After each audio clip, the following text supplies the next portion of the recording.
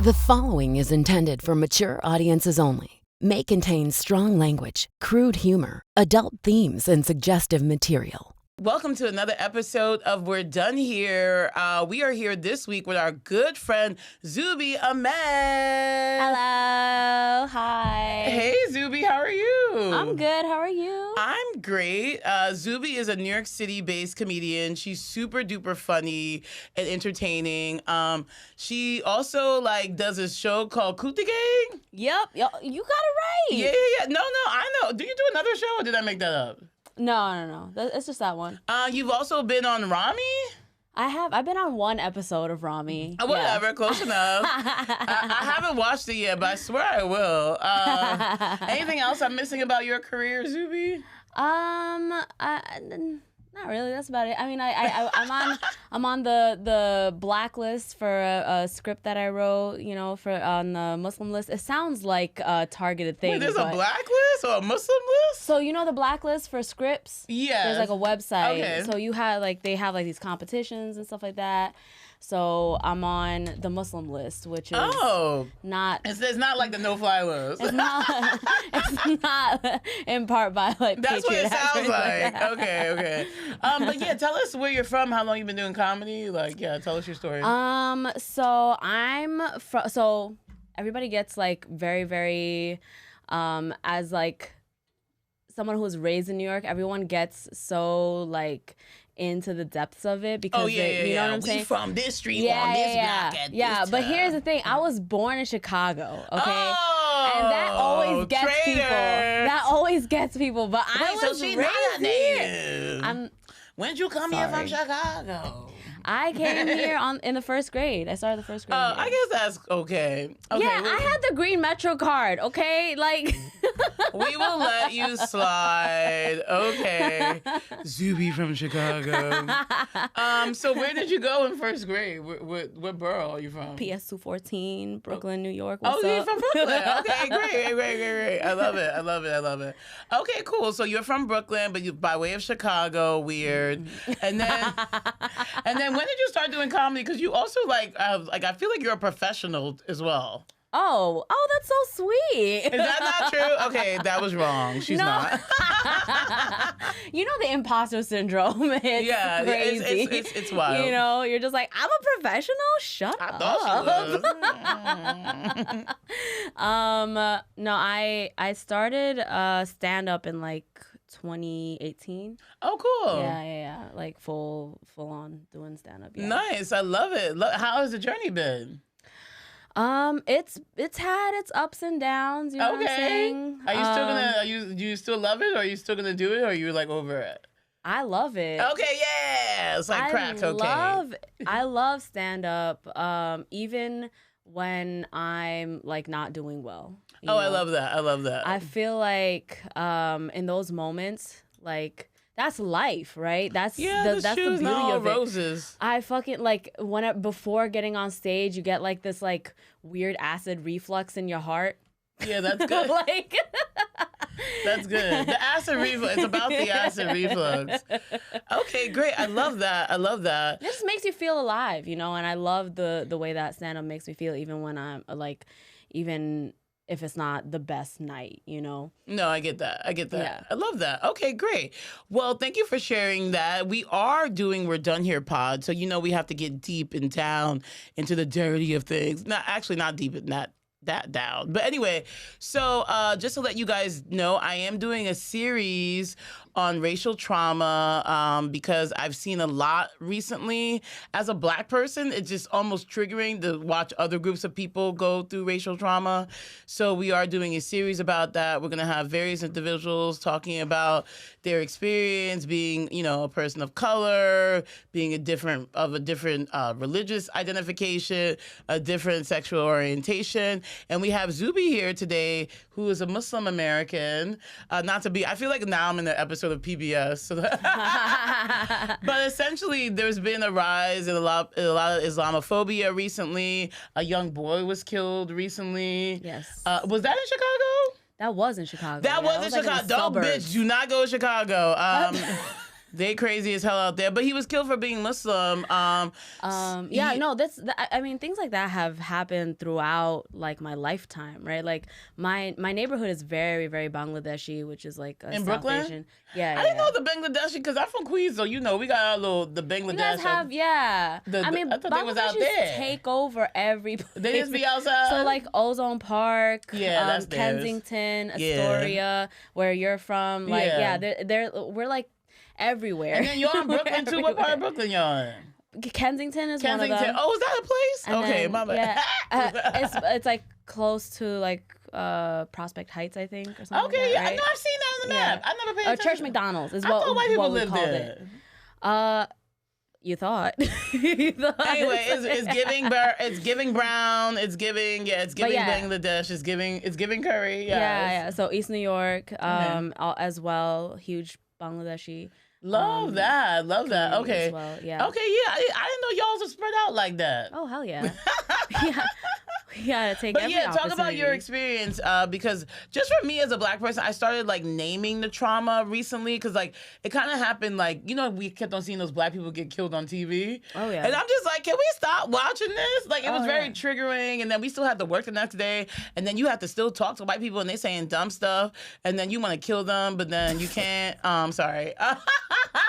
You gotta do your little work, right? Because they say dumb things like, if that young man would have just did this, that, he wouldn't have got killed. Like, it's just some stupid shit. Oh, that enrages me. It's so triggering, right? It's so triggering. Yeah, so how do you stop yourself from strangling white people? I have, for the most part, avoided white people for most of my life. That's really hard. It is, but I tell you, like, to the white people watching this podcast, we like y'all. Yeah, you guys are great allies. Hello. No, for most of my life, I have actually been able to avoid. Oh, because you live in Brooklyn. Because of Brooklyn, because of going to school in Brooklyn and going to school in Queens. Like, it was pretty like. I felt very like I feel like I had a safety net almost. Like my biggest haters were Arabs. God, I can see that. I can see that. Like, I didn't even have like white ops like that. Like, no, I can say, yeah, that's true. Growing up in New York, it's like the racial dynamics shifted. Like, yeah. It wasn't until college that I actually met. True, me too. I didn't even meet any real white people till college. That's true. Yeah, that is very true. I mean, they were white people, but they were like Greek or Italian, and they were ethnic white, or they were like, it's like a different white. It's not like the real whites. I didn't know about them. Oh yeah, you mean college. Like the white American, like the white American milquetoast white. Yeah, those, and also I met some real blacks there as well. Because like I will say, like growing up in New York, everyone's like, you can be black, but you're like Caribbean or African or something. Mm-hmm, but the black Americans, they're not. I mean, I'm half black American, but it's different in New York. Mm-hmm. But yeah, I met the real blacks there too. They're also very, they have their own little thing going on. It's very interesting. But they don't contribute to my racial trauma. But yeah, how was it growing up? Because I used to get made fun of just for being black growing up, and I'm assuming it was you got made fun of for being from Bangladesh. I mean, but like the obvious jokes are always like, we smell weird. We got like food that like is yellow. Yeah. Just like has like a lot of color and a lot of flavors and like smells and things like that. That was like the big thing, right? And then like just being made fun of for like our cultural clothes and stuff like that. Like it and like now a lot of these things are like a fire. Like everyone loves it, right? Part of the zeitgeist, right? Like like oiling your hair. Like my mom used to oil my hair growing up, and like black people, we were oiling our hairs too. Yeah, so like it's protecting your hair. They were making fun of you for that? Of course. I mean, that's so weird. If you go to school, I mean, like my mom would make sure not to like put too much oil. Send me to school with like oily hair because you don't want to be looking at because then you look like a grease ball. And I get it, it, but also like that's like a part of the culture. You just You out here being greasy. No, I understand. Exactly. My mom put and that's why Vaseline on my our skin's face. so glowing right now. Right. Because I seen the rest of you in the grease. Okay, so got that. So growing up, it was a big deal. A lot of people talk about like, so it's weird because here in New York, like I have friends that are Desi or whatever, but I actually don't really think about them being Muslim, if that makes any sense. That makes sense. It's always like you mostly think about them being Desi. So what did you get made fun of for being, what do you feel like most of your trauma is wrapped in? I think it was mostly from being South Asian, right? Like, okay, got it. As I said, like Arabs, I love me my Arabs. Okay, I really do. But some of y'all be... Arabs, you're okay. Y'all be acting out They of be turn. racist too, but some of y'all are right. You do. And we need to talk about it. And it's okay. We're going to talk about it. Like... being Muslim, they like a lot of Arabs like grow up with this like, snobbiness of being like, we're like the ultimate Muslim, the actual Muslims, because like the Quran is in Arabic and shit like that. And I'm like, I'm sorry that we were colonized. We accepted Islam though, didn't we? Like, fuck you. Yeah. No, I get it. But yeah, I mean that was part of it. I feel like South Asians get like a lot of hate, and like South Asian Muslims, but it's like nothing that like will get me killed. You know what I'm saying? No, I get what you're saying. Like it won't like harm me in ways that like I can't live my life, my day to day, you know, anything like that. Like I have to make this distinction that, you know, my safety was never in question. Got it. The same way that like Black Americans' safety is in question. No, I get that. But there was a South Asian couple that was killed in somewhere in America when Trump was president. I don't remember. Somebody Google it.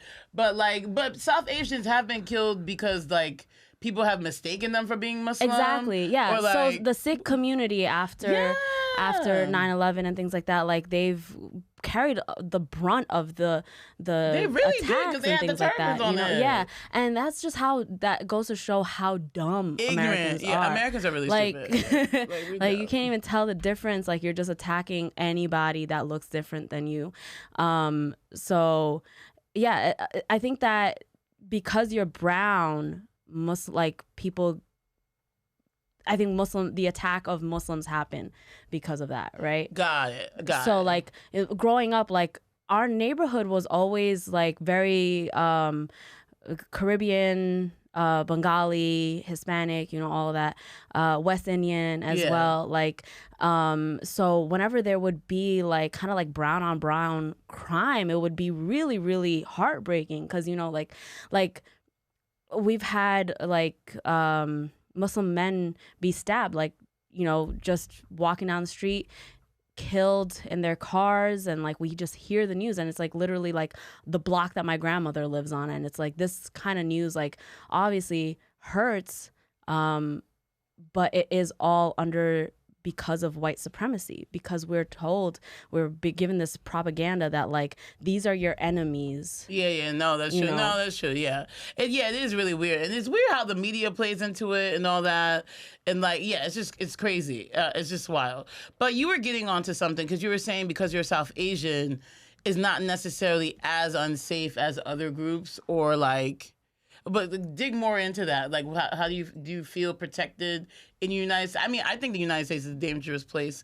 But like, do you feel safe in New York? Safe in the United States in general? I have always grown up with the sense that like I'll never let anybody make me feel unsafe. Not to say that I haven't felt unsafe, because I mean, like, men exist in the same spaces we're at, right? Like all the time. They're a threat. Like our biggest fucking predators, they right? Are a threat. Men are a threat, yes. But I think that for me, like, it's important for me not to loudly, like, if I'm trying to like put this in words that like won't sound crazy, but like it's important for me to not feel unsafe. If that makes sense. So you want to live, you want to live you want to be free. You want to live in a space be free, but also because like once you start vocalizing your unsafetyness, or like if you start talking about like, oh, I feel so unsafe in this area, or whatever, that causes policing.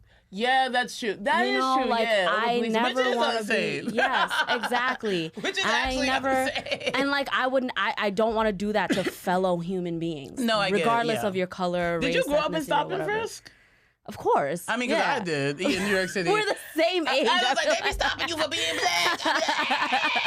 I remember one time, like, they took my book bag and just, like, of course. I didn't know they stopped.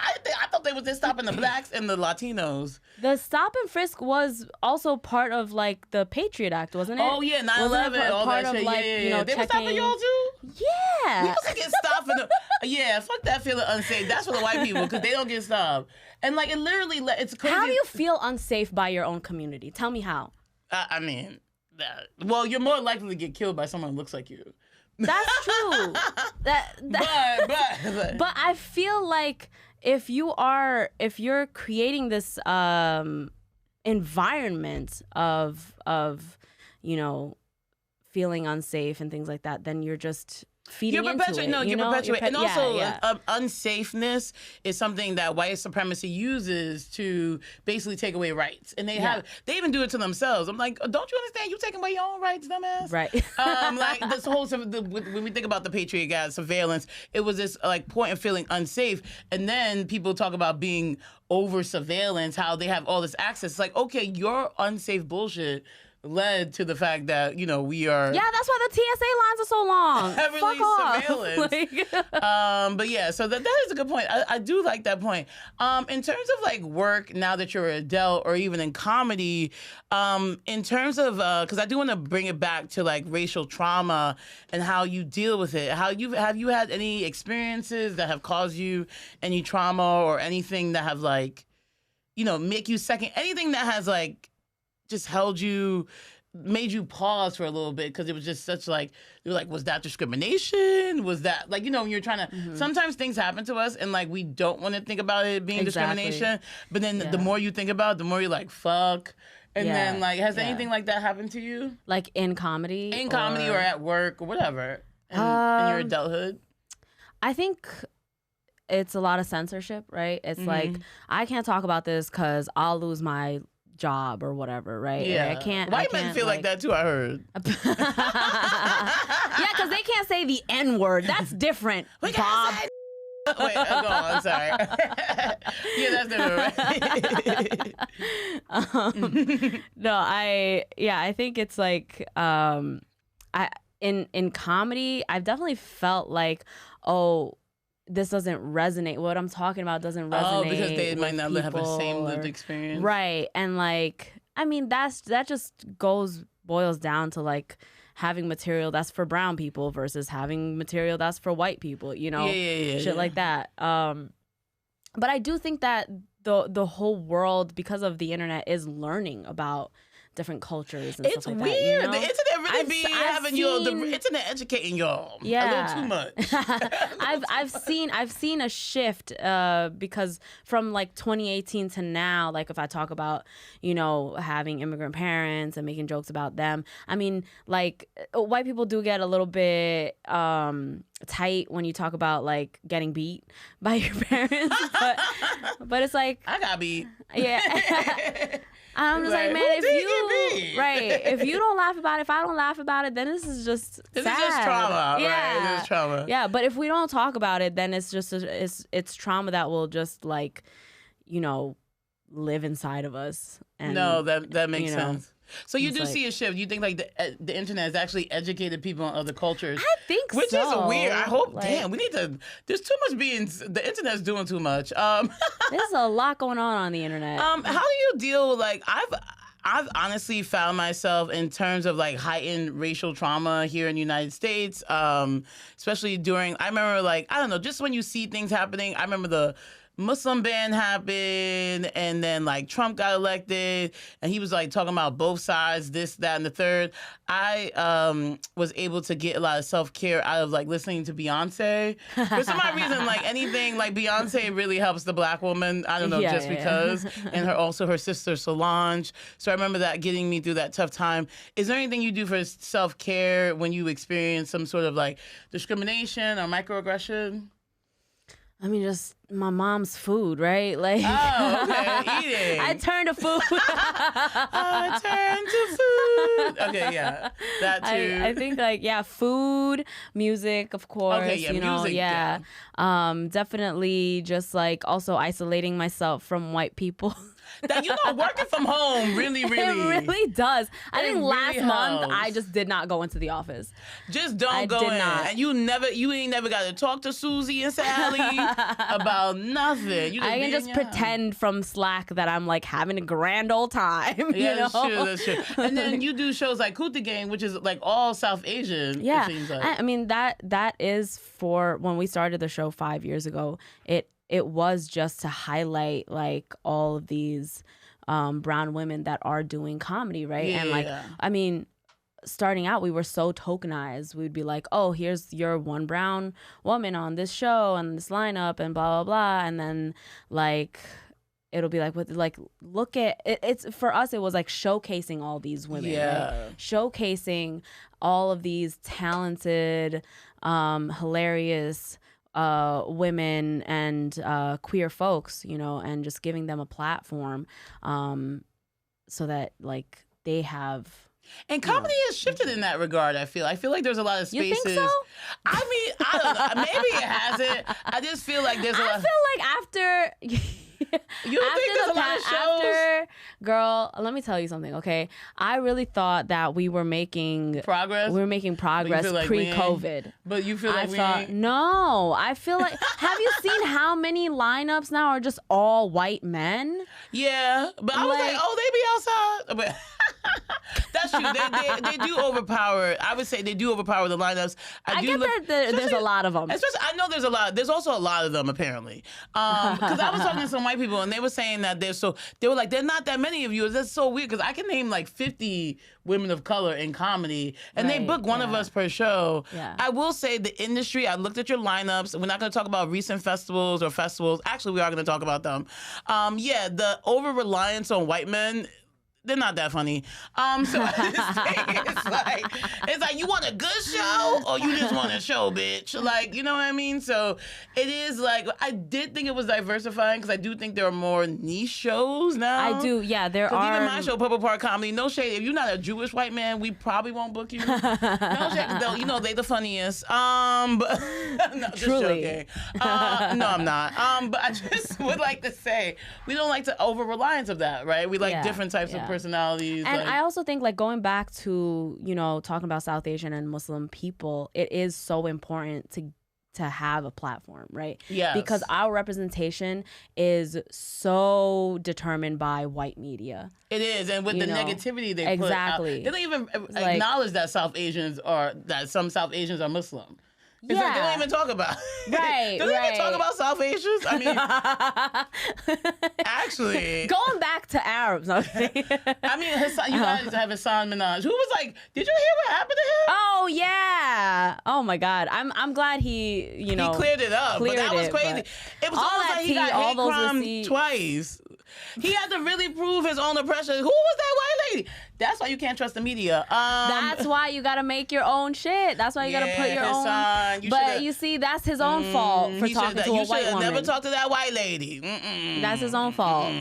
His shows were gonna sell out anyways. Why you had to talk to the New Yorker? Yeah, exactly. Look what they done did to you. See, you fucked up. But thank you so much, Zubi, for like giving. For having. For just coming on the show and sharing this information. Is there anything else that you want to share with our guests about this topic as it relates to like things you may do? You said you eat of your mom's food. You said you try to stay away from white people. When you have to talk to them, is there anything that you do? Is there anything else that you do? Like you create your own space. I understand that. Is there anything else? Any other tips you would give people?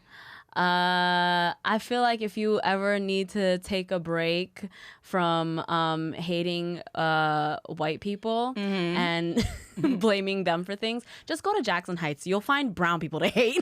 That's true. There's a lot of them there. And that's what I love about Queens. Growing up, we wasn't like, because it wasn't like this white shit. It was just more like, oh, everyone's kind of annoying and everyone acting too much like their nationality was very annoying. Yeah. Yeah, like that's when it happens when you grow up in a diverse neighborhood. Oh, like, like all I know the reasons why I hate Indians. He's like, yeah, you guys, like, you Puerto Ricans being a little too Puerto Rican, you know? So that's always fun. Okay, I love that. So thank you so much for sharing with us. So this is We're Done Here pod. So at the end of every episode, we talk, you're kind of done with racial trauma, I guess. But it's a lifelong struggle. But is there anything else you're not done with? Is there anything that I'm not done with? Does it have to pertain to You race can do whatever. or... No, anything. Anything. Usually it's pop culture, honestly. Oh. Anything that I'm not done with. Or done with? Anything that I am done with. Whatever. It could be either. Not done with. I'm not done with potatoes. Okay. Oh. Potatoes are great. Nobody talks about how great potatoes are. I gave up potatoes a while ago. You gotta get back on potatoes, man. I mean, I do like. I guess a French fry. Even a French fry is like, oh, this French fry. I feel so guilty eating them. I know, but they're so good. They're so good. Potatoes. I'm sorry I didn't have a better answer. No, potatoes are great. Yeah, like fuck around with some potatoes. Thank you. Mika's really trying to stretch this, and she's like, "Bitch, give me something better." No, like, you know what? We gonna go with these potatoes, people. I can say what am I not done with? So I don't know if you watch the show on Max. I guess HBO doesn't exist anymore. Very weird. Yeah, what the hell is that? It's so stupid. I'm not done with HBO. I'm gonna still call it. Don't fuck with HBO. First of all, HBO Max. Nobody give a fuck about Max. Anyway, but yeah, exactly. Because here's the thing, okay? It makes me tight that growing up, I never got to have HBO because it's all rated R shit, you know? Yeah. All of that. And, like, you know, my parents were like, no, that's haram or whatever. And then finally in my adulthood, I get to make the choices of, like, having HBO and stuff. Now it's Max. What the fuck is this Max shit? Now it's Max. Yeah, I don't like Max. We don't like Max. But on Max, there's a show called The Gilded Age. And like, I don't know, I like that periodic shit. And it's about these rich bitches. And there's a black rich one, but she like, I don't know, she worked for the other lady, but they snobby, whatever. And there's like this family. I don't know, the man is brown looking, but whatever. They new money. And he got mad money. He got this crazy wife. And she is new money, and the old bitches don't fuck with her, but she here to take over New York City, y'all. That's what I'm saying. The Gilded Age. It's a fly ass show. What period is this? I don't know. 1800s? Them bitches where they have the skirts, the big skirts. Yeah. Yeah, Okay. they be courting everybody and all that. Mm-hmm. It's cute. Let's watch it. Okay, I will. Yeah. Hell yeah. Okay, thank you. This has been another episode of We're Done Here pod. Please find us wherever you find podcast recordings. Thank you so much.